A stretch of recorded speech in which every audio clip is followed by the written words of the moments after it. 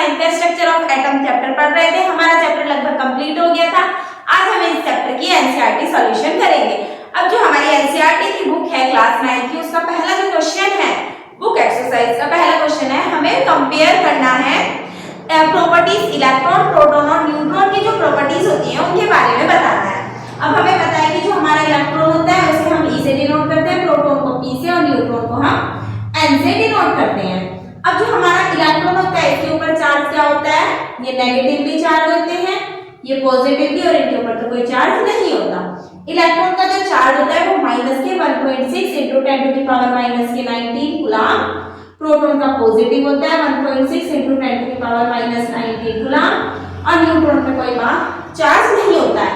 अब जो हमारा इलेक्ट्रॉन होता है इसका जो मास होता है वो 9.1 into 10 to the power minus 31 kg होता है, और जो हमारा प्रोटॉन होता है इसका मास होता है 1.672 into 10 to the power minus 27 kg। और जो न्यूट्रॉन होता है इसका मास भी हमारा जो प्रोटॉन होता है उसके मास के लगभग एक जैसा ही होता है, ये होता है 1.674 into 10 to the power minus के 27 kg। जो हमारे इलेक्ट्रॉन होते हैं वो न्यूक्लियस के बाहर क्या होते हैं, रिवॉल्व घूमते रहते हैं, और जो न्यूट्रॉन और प्रोटॉन होते हैं वो न्यूक्लियस के अंदर रहते हैं।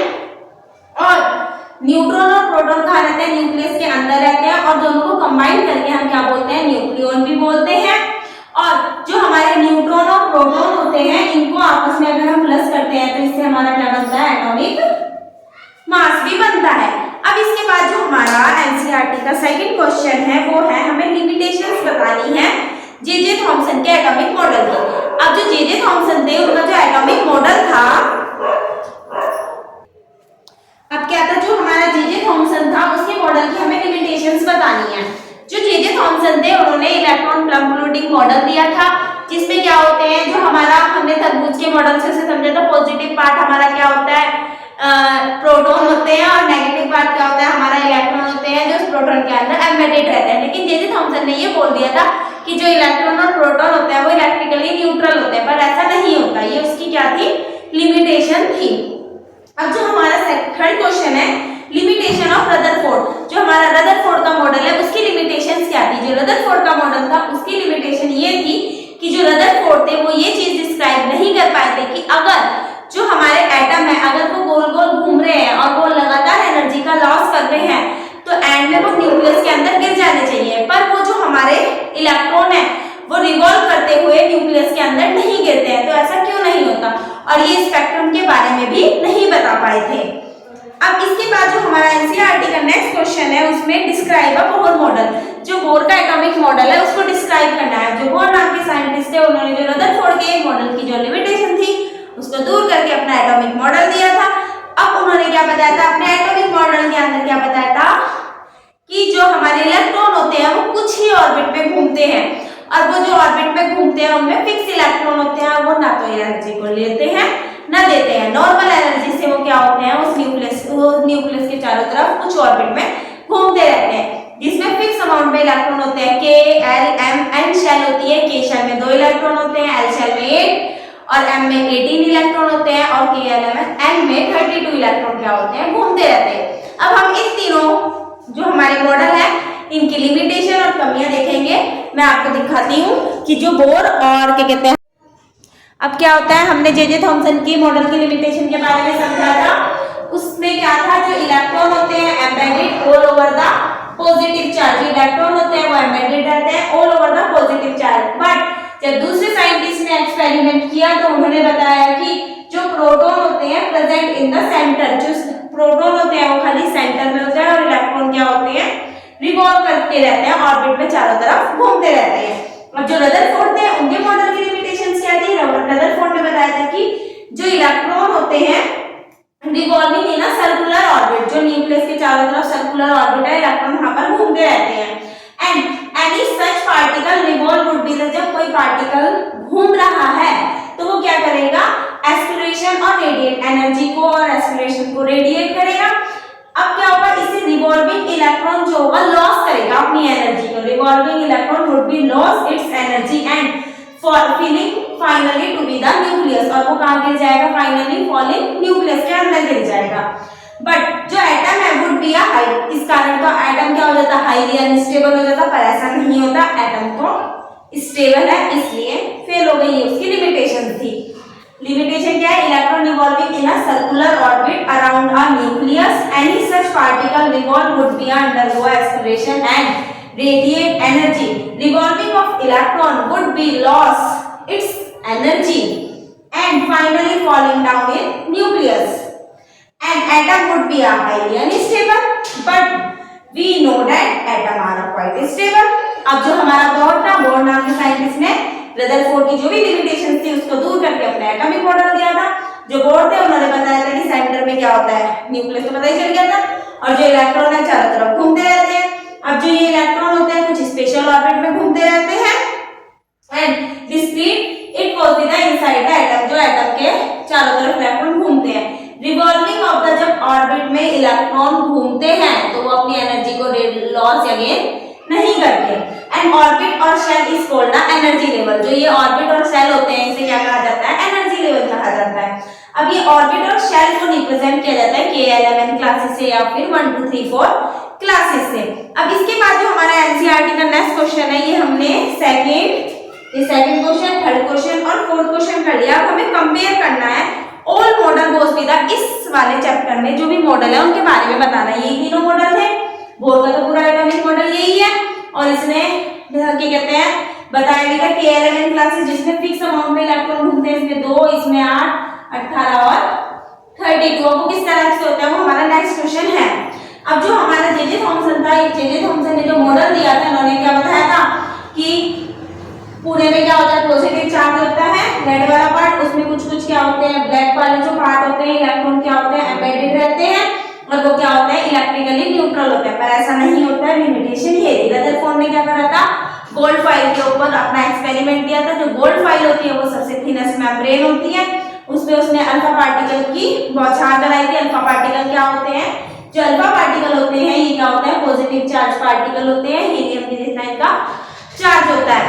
और कुछ अल्फा पार्टिकल सीधे निकल गए थे, कुछ लेफ्ट और राइट रिफ्लेक्ट हो गए थे। 12,000 में से एक ही अल्फा पार्टिकल था जो अपने नॉर्मल एंगल पे 180 पे आ गया था। इससे उन्होंने पता लगाया था कि एटम के बीच में कुछ स्पेस खाली होता है, जिसे उन्होंने न्यूक्लियस के बारे में बताया था। इसके लिए उन्हें नोबेल प्राइज भी मिला था। और इलेक्ट्रॉन्स के चारों तरफ घूमते रहते हैं, और इलेक्ट्रॉन घूमते हैं तो वो एनर्जी का लॉस करते हैं, ये उसकी लिमिटेशन थी। जो बोर नाम के साइंटिस्ट थे उन्होंने अपना एटॉमिक मॉडल दिया था, जिसमें मैंने आपको अभी अभी बताया सेंटर में न्यूक्लियस होते हैं, इलेक्ट्रॉन चारों तरफ घूमते रहते हैं, फिक्स ऑर्बिट में घूमते हैं, एनर्जी का लॉस और गेन नहीं करते। अब जो हमारा नेक्स्ट क्वेश्चन है, क्वेश्चन नंबर 6 है, क्या कहते हैं, rule of writing and distribution of the electron various shell of the first to 18 element. अब क्या होता है, जो डिस्ट्रीब्यूशन ऑफ इलेक्ट्रॉन होते हैं उसका अगर हम देखें तो वो क्या होता है हमारा 2n स्क्वायर होता है, जिससे हम क्या करते हैं, इलेक्ट्रॉन का डिस्ट्रीब्यूशन करते हैं। जो n होता है ये क्या होता है हमारा नंबर ऑफ ऑर्बिट होता है, जिसमें 1 2 3 4 होते हैं। 1 को K L M और N कहा जाता है। 1 का स्क्वायर करा तो कितने, पहली शेल में 2 इलेक्ट्रॉन होंगे, फिर 2 × 2 का स्क्वायर करा, दूसरी शेल में 8 इलेक्ट्रॉन होंगे, 2 × 3 का स्क्वायर करा, तीसरी शेल में कितने होंगे, 3 3 जा 9, 9 2 जा 18 इलेक्ट्रॉन होंगे। 2 × 4 का स्क्वायर करा, 4 4 जा 16, 2 जा 32 इलेक्ट्रॉन होंगे। जो इलेक्ट्रॉन क्या होते हैं हमारे डिस्ट्रीब्यूटेड रहते हैं। इसके बाद जो हमारा नेक्स्ट क्वेश्चन है वो क्या है, हमें define a valency of the example of silicon और ऑक्सीजन। जो हमारा सिलिकॉन और ऑक्सीजन होता है उसकी वैलेंसी को डिफाइन करना है। अब जो हमारा सिलिकॉन होता है उसका एटॉमिक नंबर होता है, क्या होता है बताना जरा, एक क्या है हमारा ऑक्सीजन है और एक क्या है हमारा सिलिकॉन। ऑक्सीजन का एटॉमिक नंबर क्या होता है 8। अगर मैं इसकी KLMN क्लासेस में भरूं तो पहली शेल में मैक्सिमम 2, फिर 8 8 18 32 इलेक्ट्रॉन आते हैं। पहली में मैक्सिमम 2 आए, 8 में से 2 यहाँ चले गए तो बचे में 6 यहाँ। अब इसे अपने पूरे 8 इलेक्ट्रॉन करने हैं, तो इसकी वैलेंसी क्या है, अगर ये 4 से ज्यादा है तो इलेक्ट्रॉन को ले लेगा, और जो इलेक्ट्रॉन को लेता है उसके ऊपर माइनस चार्ज आता है, तो इसकी वैलेंसी क्या है -2। जैसे ही इसने 2 इलेक्ट्रॉन लिए तो ऑक्सीजन के ऊपर आया -2 और इसके टोटल इलेक्ट्रॉन कितने हो गए 8, तो इसकी वाली शेल कंप्लीट। तो ऑक्सीजन की वैलेंसी कितनी होती है हमारी सॉरी -2 होती है। अब जो सिलिकॉन होता है इसका एटॉमिक नंबर होता है 14, 2 8 और 4। अब इसके लास्ट वाली सेल में कितने हैं हमारे, पहले में 2, फिर 8, 14 था तो 4 बचे। अब ये क्या कर सकता है, 2 इलेक्ट्रॉन को ले भी सकता है, 2 इलेक्ट्रॉन को दे भी सकता है, तो इसकी वैलेंसी क्या होगी, +4 या फिर -4। अगर वैलेंसी को नॉर्मल वर्ल्ड में कहा जाए तो जो हमारे सबसे लास्ट वाला सेल या फिर ऑर्बिट होता है उसमें प्रेजेंस ऑफ इलेक्ट्रॉन जितने भी होते हैं उसको हम क्या कहते हैं, नॉर्मली वैलेंसी बोलते हैं, जो अपने ऑक्टेट को कंप्लीट करने के लिए जरूरी होती है। इसके बाद अगर हम अपना नेक्स्ट क्वेश्चन देखें तो हमें बताना है एटॉमिक मास, और क्वेश्चन नंबर 8 है atomic number, atomic mass, isotope और आइसोबार के बारे में बताना है विद अ 1-1 एग्जांपल। अब जो हमारा एटॉमिक मास होता है और एटॉमिक नंबर होता है, अब जो हमारा एटॉमिक नंबर होता है उसको हम Z से डिनोट करते हैं, और जो हमारा एटॉमिक नंबर होता है वो नंबर ऑफ प्रोटॉन होते हैं, और जो नंबर ऑफ प्रोटॉन होते हैं वो क्या होते हैं, न्यूक्लियस के अंदर होता है प्रोटॉन, और जो प्रोटॉन होते हैं वो नंबर ऑफ इलेक्ट्रॉन के क्या होते हैं, बराबर होते हैं। प्रोटॉन पॉजिटिव चार्ज वाला होता है जिसे हम Z से डिनोट करते हैं, जैसे कि ऑक्सीजन का एटॉमिक नंबर 8 है, सिलिकॉन का एटॉमिक नंबर 14 है, और कार्बन का 6 है, नाइट्रोजन का 7। अब जो हमारा एटॉमिक मास होता है, जो एटॉमिक मास होता है उसको हम A से डिनोट करते हैं। ये क्या होता है, हमारा सम ऑफ न्यूट्रॉन और प्रोटॉन को जब हम आपस में प्लस कर देते हैं तो हमारा क्या आ जाता है, एटॉमिक मास आ जाता है। जैसे कि जो सोडियम है इसका एटॉमिक मास 23 होता है, एटॉमिक नंबर 11 होता है। अब जितने इलेक्ट्रॉन उतने प्रोटॉन, अब इसमें क्या होता है 11 प्रोटॉन और 12 क्या होता है इसमें न्यूट्रॉन, और दोनों को प्लस करेंगे तो 23 क्या आ जाता है, हमारा एटॉमिक मास आ जाता है। कार्बन का एटॉमिक मास 12 होता है, मैग्नीशियम का एटॉमिक मास होता है 24, और जो एल्यूमिनियम होता है इसका एटॉमिक नंबर होता है हमारा 13 और इसका मास होता है 27। इसके बाद हमें आइसोटोप और आइसोबार के बारे में पढ़ना है। जो हमारे आइसोटोप होते हैं, आइसोटोप्स होते हैं, आइसोटोप का मतलब क्या होता है हमारा, same atomic number but different atomic mass. जो नंबर होते हैं वो तो सेम होते हैं पर मास डिफरेंस होता है। जैसे कि कार्बन के 2 आइसोटोप होते हैं, कार्बन के 3 आइसोटोप होते हैं, कार्बन 12, 13 और 14। कार्बन 14 जो होता है वो फॉसिल की एज डिटरमाइन करने में यूज किया जाता है। ऐसे ही जो हमारा हाइड्रोजन होता है उससे 3 आइसोटोप होते हैं, hydrogen, titanium, 1 2 3 sorry atomic number तो तीनों का 1 होता है, इसका मास 1 होता है, इसका 2 होता है और इसका 3। अब जो हमारे आइसोबार होते हैं, ये हमारा आइसोटोप है, same atomic number but different atomic mass. और जो हमारे आइसो बार होते हैं ये क्या होता है हमारा, same atomic mass but different atomic number.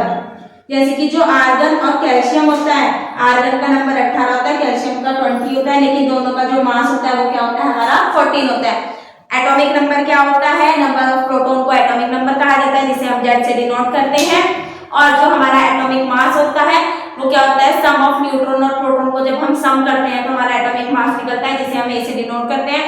और जो न्यूट्रॉन और प्रोटॉन होते हैं उन्हें आपस में इकट्ठा हम न्यूक्लियॉन भी कहते हैं। फिर हमने आइसोटोप पढ़ा। जो आइसोटोप होते हैं ये क्या होते हैं, same atomic number but different atomic mass. Carbon के 3 आइसोटोप होते हैं, कार्बन 12, 13 और 14, तीनों का एटॉमिक नंबर 6 ही रहता है। जो हाइड्रोजन होते हैं उसके 3 आइसोटोप होते हैं, प्रोटोनियम, ड्यूटेरियम और टाइटेनियम। फर्स्ट तीनों का एटॉमिक नंबर 1 होता है पर मास 1 2 3 होता है। अब इसके बाद हमने आइसोबार के बारे में पढ़ा। आइसोबार का मतलब क्या होता है हमारा, same atomic mass but different atomic number. ठीक है, मास तो सेम होगा पर एटॉमिक नंबर डिफरेंट होगा। जैसे कि कैल्शियम और आर्गन होते हैं, कैल्शियम का जो नंबर होता है वो 20 होता है, आर्गन का एटॉमिक नंबर कितना होता है 18 होता है, लेकिन दोनों का मास कितना होता है हमारा 40 होता है। अब इसके बाद जो हमारा नेक्स्ट क्वेश्चन है, हमें Na+ की कंप्लीटली फिल्ड K और L शेल बनानी है। अब जो हमारा Na+ होता है,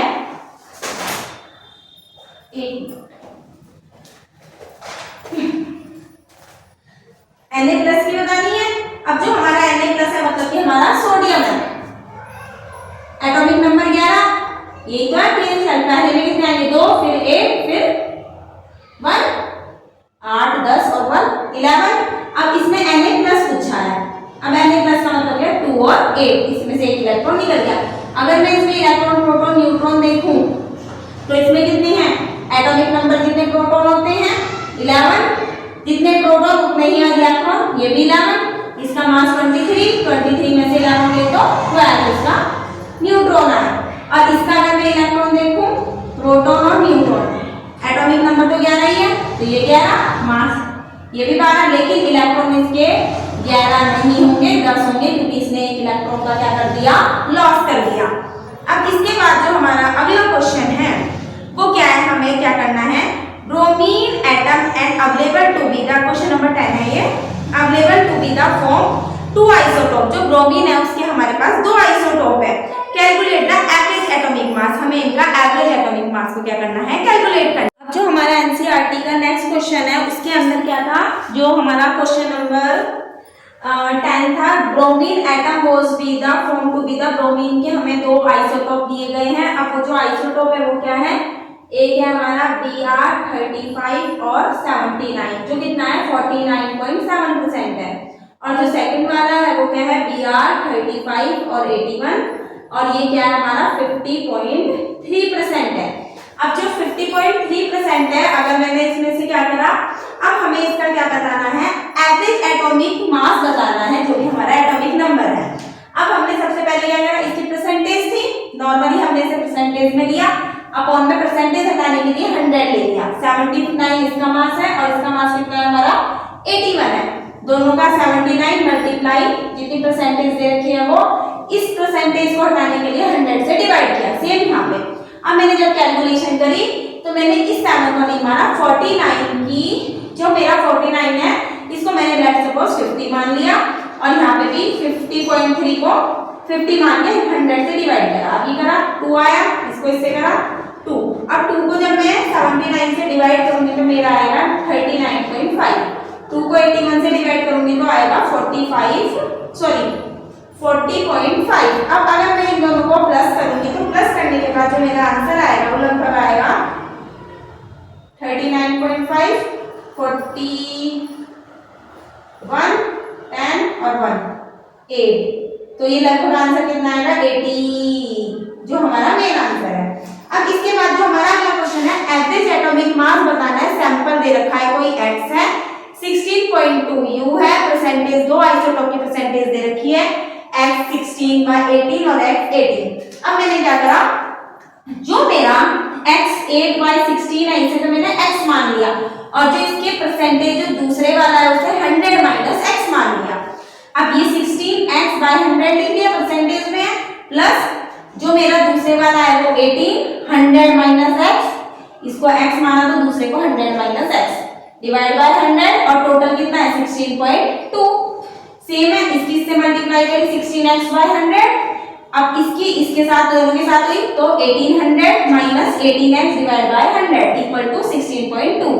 सेम, अब ये है दोनों 100 है तो 16x माइनस 18x और प्लस 1800 डिवाइड बाय 100, और ये 16.2, ये इधर मल्टीप्लाई डिवाइड में इधर जाके मल्टीप्लाई हो गया, और ये दोनों अलग है। अब जब मैंने इन दोनों को क्या करा, ये कितना है मेरा 2x प्लस 1800, ये प्लस में इधर गया तो माइनस हुआ, इससे पॉइंट हटाया तो ये कितना आ गया 16, ये है ना, पॉइंट हटाया 2 0, एक 0 से एक 0 कटी तो ये 1620 हो गया, 1620। इन दोनों को माइनस करा तो माइनस करने के बाद 180 आया माइनस का, ये 2x था, माइनस से माइनस हटा, 2 नीचे गया तो आंसर कितना आया हमारा 90। अब 90 तो मेरा जो क्या है मेरा 8 और x 16 है, 16 वाला आइसोटोप मेरा 90% आया, और दूसरे वाला कितना आया मेरा 100 माइनस 90 कितना हुआ 10 बचा, वो आया। इसके बाद हमारे पास जो नेक्स्ट क्वेश्चन है वो है कि इफ z हमारा 3 है, what is the valency of the element, जो हमारा एलिमेंट है इसकी वैलेंसी क्या होगी। अब z क्या होता है हमारा एटॉमिक नंबर होता है, जो हमारा z होता है वो क्या होता है एटॉमिक नंबर, जिसका एटॉमिक नंबर कितना है 3, अब जो हमारा 3 एटॉमिक नंबर है ये किसका होता है, लिथियम का होता है। तो पहली शेल में मैक्सिमम 2 इलेक्ट्रॉन, दूसरी शेल में 1 इलेक्ट्रॉन, ये हमारा लिथियम का है। अब इसकी वैलेंसी क्या है, +1 है, क्योंकि कोई इसे 7 इलेक्ट्रॉन नहीं देगा तो ये अपना 1 इलेक्ट्रॉन लॉस कर देगा और अपने आप को स्टेबल बना देगा। इसके बाद है हमें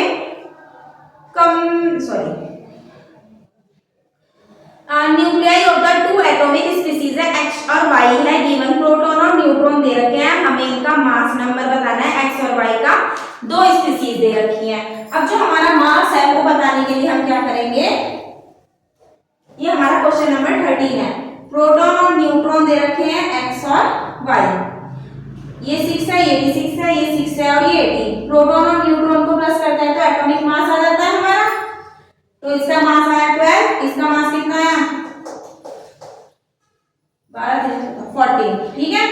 अब 12 मास किसका होता है, मेरा कार्बन का, और ये कितना मास है 8 और 6 कितना होता है हमारा नाइट्रोजन का मास होता है, ठीक है। एक मिनट, प्रोटॉन, सॉरी गड़बड़ हो गई। जैसे कि हमें क्या दे रखा है, X और Y दे रखे हैं। जो हमारा X है इसके प्रोटॉन और न्यूट्रॉन 6 ही प्रोटॉन है, 6 ही न्यूट्रॉन है, और जो Y है इसके पास 6 प्रोटॉन है और 8 न्यूट्रॉन है। अब इसका मास कितना है हमारा 12 और इसका मास कितना है हमारा 14। एक हमारा कार्बन है, दूसरा हमारा कार्बन ही है, दूसरा भी हमारा, लेकिन वो कार्बन का आइसोटोप है, क्योंकि कार्बन के 3 आइसोटोप होते हैं, तीनों का 6 ही होता है, 1 12 13 और 14। ये कार्बन 14 वाला है और ये कार्बन 12 वाला है, जिसका एटॉमिक नंबर सबका सेम ही होता है, आइसोटोप।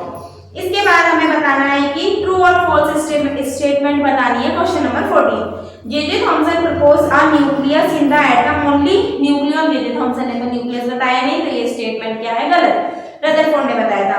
जो न्यूट्रॉन होते हैं फॉर्म बाय द इलेक्ट्रॉन से फॉर्म होते हैं, proton combine together. Neutron form होते हैं बाय इलेक्ट्रॉन और प्रोटॉन को जोड़ के, ऐसा भी नहीं होता। ये स्टेटमेंट भी क्या है, false. There is a neutral, पर वो क्या होते हैं हमारे, न्यूट्रल। अब इसके बाद हमारे नेक्स्ट क्वेश्चन है, अब तक हमने 13 क्वेश्चन कर लिए हैं। अब हम अपनी नेक्स्ट क्लास में बाकी के जो 14 15 16 17 18 19 क्वेश्चन करेंगे। फिर हमारा जो पहला वाला चैप्टर है एटम एंड मॉलिक्यूल, उसकी एनसीईआरटी करेंगे। इससे पहले हम इसकी जो एक्सरसाइज से अदर जो साइड में क्वेश्चन है और एग्जाम्पल है वो वाले क्वेश्चन भी करेंगे। होप आपको समझ में आया होगा। Thank you.